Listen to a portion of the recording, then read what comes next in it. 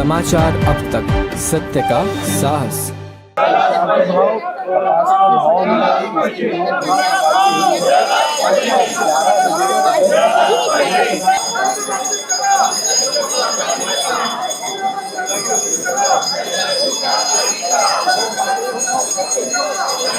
शीत सत्र के दूसरे दिन किसानों के मुद्दों को लेकर विपक्ष ने महाराष्ट्र विधानसभा की सीढ़ियों पर जोरदार प्रदर्शन किया। विपक्ष का आरोप है कि राज्य में रोजाना लगभग 8 किसान आत्महत्या कर रहे हैं, लेकिन महायुति सरकार केवल घोषणाएं करती है, जबकि जमीन पर किसान विरोधी नीतियां जारी है।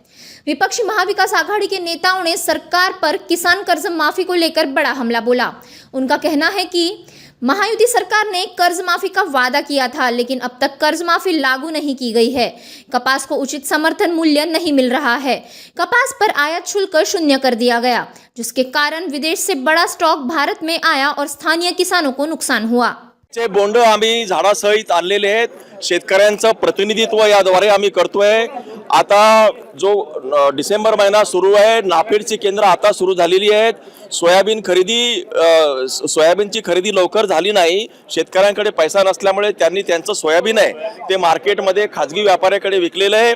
त्याचा जो भाव आहे साधारण 4,400 ने विकलेला आहे आणि नाफेडचा हमी भाव हा 5,386 आहे।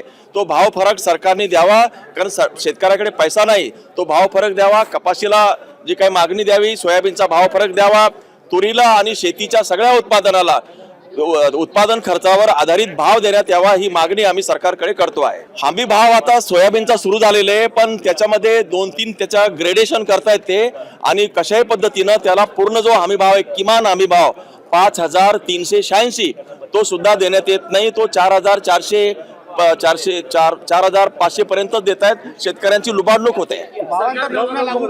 भावांतर योजना लागू करावी, भाव फरक देण्यात यावा। युती सरकारनं त्यांच्या आश्वासनात हा मुद्दा मांडला होता। आमची हीच मागणी घेऊन आम्ही आता विधानमंडळामध्ये आवाज बिलकुल मदत पोहोचवली नाही। ही सगळी फसवणूक आहे। त्यांनी फक्त 10,000 रुपये शेतकऱ्यांकडे दिले, बाकी जी अतिवृष्टी झाली त्याच्या नावानं बोंबाबोंब आहे।